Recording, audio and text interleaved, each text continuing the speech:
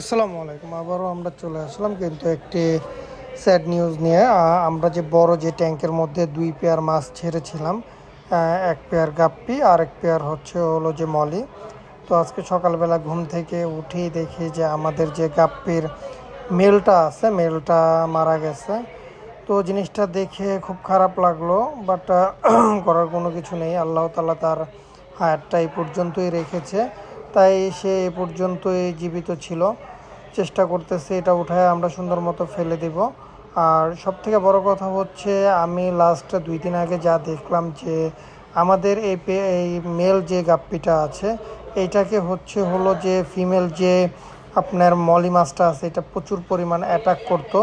তাই হলো এটা একদম কর্নারের মধ্যে সবসময় লুকিয়ে থাকতো। আমি লাস্ট 2 দিন খেয়াল করেছি, তো আমি ভাবলাম যে না, জিনিসটা মনে হয় নর্মাল। তো সকালে উঠেই দেখি যে এই ব্যাপারটা যে আর এটা নেই, কারণ ঠিক মতো এটা খেতে পারে নাই, কোনো কিছু করতে পারে নাই, তাই মনে হয় এটা মারা গেছে।